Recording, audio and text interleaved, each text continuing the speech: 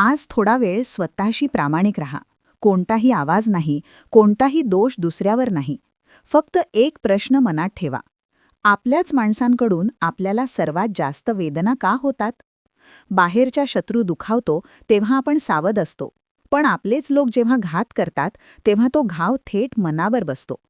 अशा क्षणी मन विचारत राहतं, मी काय चुकलो? आणि इथेच श्री स्वामी समर्थ हळूच आपल्याला थांबवतात.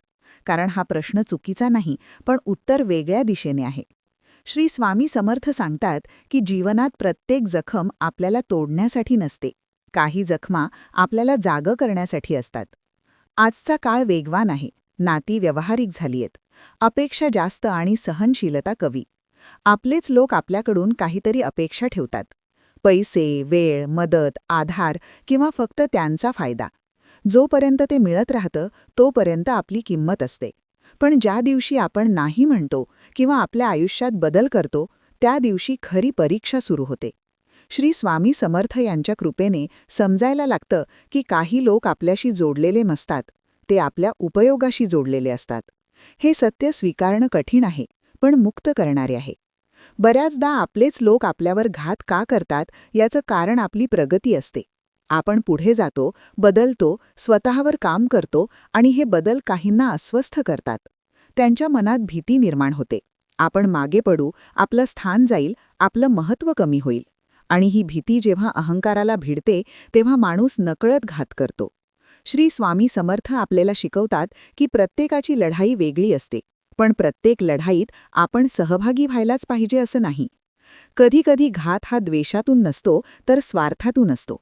समोरचा माणूस वाईट आहे म्हणून नाही, तर तो स्वतःमध्ये कमकुवत आहे म्हणून. त्याला स्वतःच्या अपयशाचं ओझं झेपत नाही म्हणून तो दुसऱ्याला खाली ओढतो. अशावेळी मन रागाने पेटतं, सूडाची भावना येते. पण श्री स्वामी समर्थ आपल्याला आठवण करून देतात, राग आपली ऊर्जा खातो आणि सूड आपल्याला त्यांच्याच पातळीवर घेऊन जातो.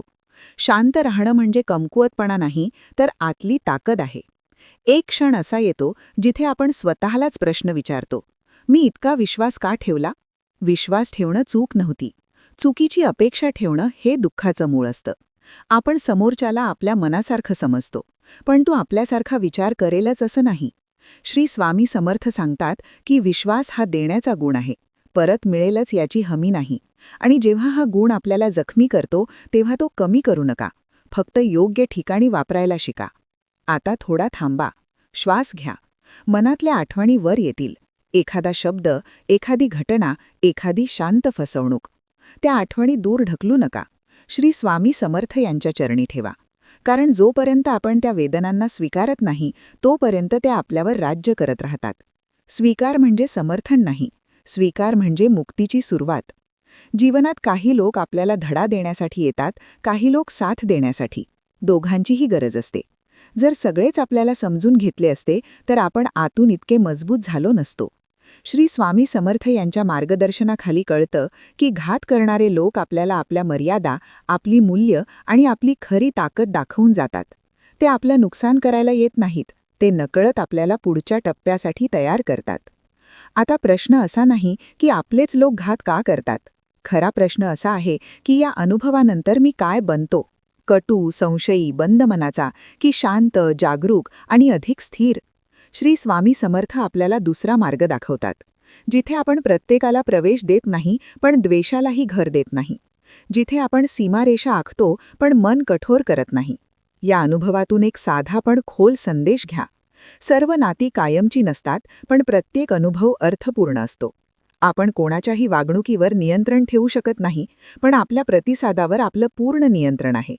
श्री स्वामी समर्थ यांच्या कृपेने जेव्हा आपण आतून स्थिर होतो तेव्हा बाहेरचं वादळ आपल्याला हलवू शकत नाही. शेवटी एवढंच लक्षात ठेवा, ज्यांनी घात केला त्यांनी आपल्याला हरवलं नाही, त्यांनी फक्त स्वतःची जागा आपल्या आयुष्यातून गमावली. आपण पुढे चालत राहा, शांत मनाने, स्पष्ट नजरेने. श्री स्वामी समर्थ सदैव आपल्यासोबत आहेत, आपल्या वेदनांमध्ये, आपल्या प्रश्नांमध्ये आणि आपल्या नव्या सुरुवातींमध्ये. आणि जेव्हा त्यांच्यावर विश्वास ठेवून आपण पुढे जातो तेव्हा आपल्याच लोकांनी दिलेल्या जखमासुद्धा एक दिवस आपल्या सामर्थ्याची साक्ष देतात.